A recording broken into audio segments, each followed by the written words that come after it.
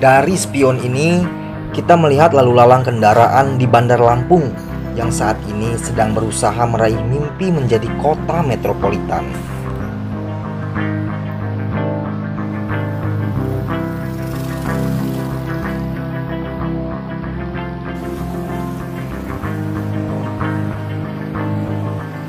Suatu angan-angan yang dapat diraih dan akan menjadi kebanggaan warga Bandar Lampung.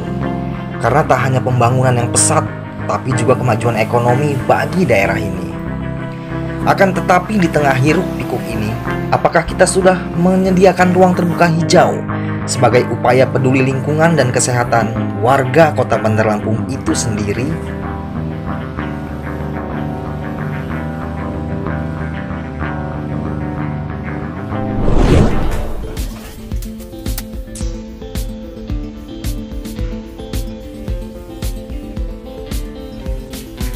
Halo pemirsa Monev TV.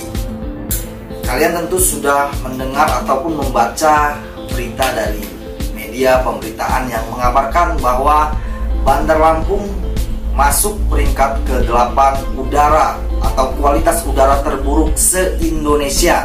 Nah, saya sudah berbincang-bincang dengan beberapa narasumber, baik itu dari ahli atau pemerhati lingkungan hidup di Kota Bandar Lampung maupun dengan narasumber yang maaf tidak bisa kita sebutkan di sini karena beliau tidak ingin identitasnya sampai tersiar ke publik.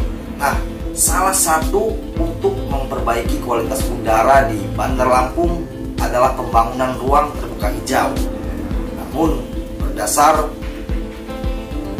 informasi yang kami dapat, belum ada program prioritas tentang pembangunan ruang terbuka hijau di Kota Bandar Lampung yang telah masuk peringkat ke-8 udara terburuk se-Indonesia.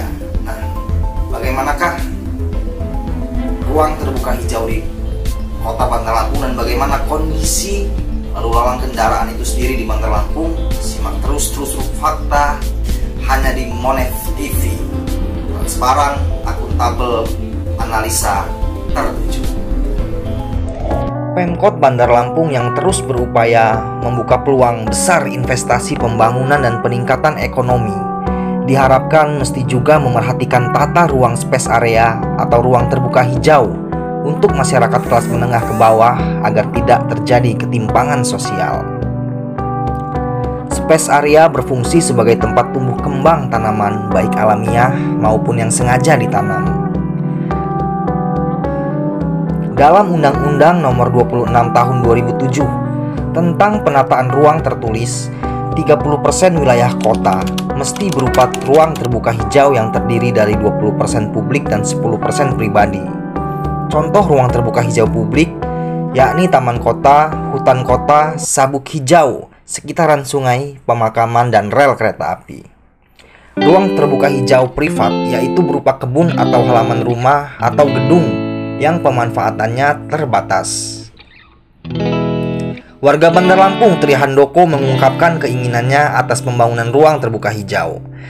Diinginkannya ruang terbuka hijau karena agar ia dan keluarga dapat bersosialisasi dengan ragam kalangan, sosial dan budaya, serta memandang alam untuk menetralisir penat, juga sebagai kebanggaan masyarakat Bandar Lampung yang hidup di tengah hiruk-pikuk rutinitas perkotaan. Bersama Monev TV, ruang terbuka hijau bukan sebatas area berlibur belaka.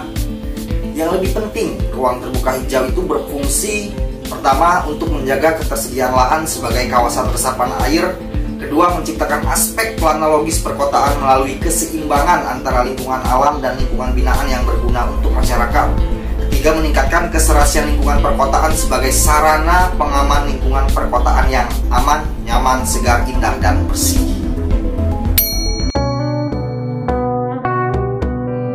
Catatan Lembaga Data Kualitas Udara IQ Air pada 22 Juni 2022 menyatakan Kota Bandar Lampung menempati peringkat ke-8 atas kualitas udara terburuk se-Indonesia lantaran telah mencapai angka 144.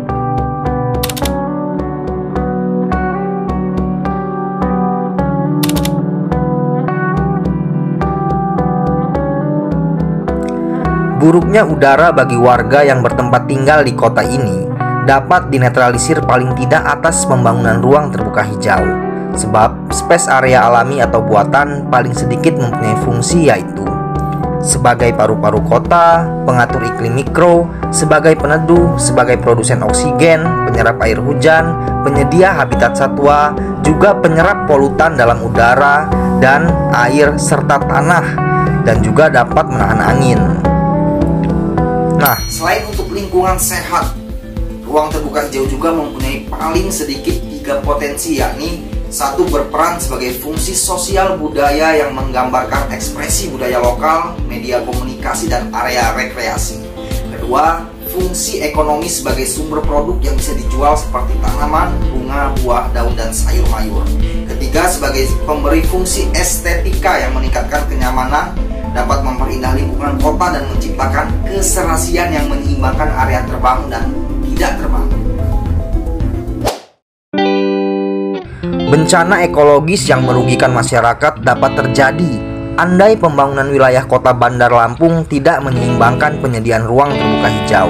Selain itu, investasi besar-besaran dalam bidang pembangunan tanpa memperdulikan ruang terbuka hijau bisa jadi sebagai upaya eksploitasi yang menyebabkan Bandar Lampung sebagai kota jahat lingkungan.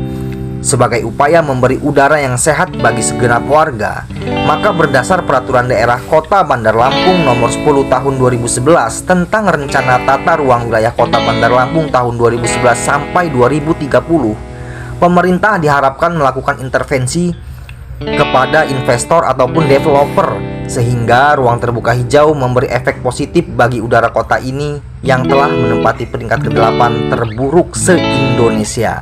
Apalagi Taman Hutan Kota di kawasan Wai Halim telah dialihfungsikan. Kepala Dinas Penanaman Modal dan Pelayanan Terpadu Satu Pintu Bandar Lampung, Muhtadi, mengatakan pada Rabu 11 Januari 2023 bakal ada proyek senilai 2 triliun di atas lahan 20 hektar di sekitar Pekor Wai Halim depan Transmart. Nah, melihat upah minimum kota atau yang disingkat UMK buruh di Bandar Lampung pada tahun 2022 yang hanya Rp2.770.794 saja, muncul pertanyaan, apakah superblok itu dibutuhkan warga Bandar Lampung? Sebab pembangunan dalam proyek di atas lahan yang dulu sebagai hutan kota itu akan berupa apartemen, sekolah, mal, dan rumah sakit. Sementara udara kota ini masuk kategori kurang sehat. Nah, menarik untuk terus disimak perihal apakah masyarakat Bandar Lampung benar-benar membutuhkan proyek besar tersebut.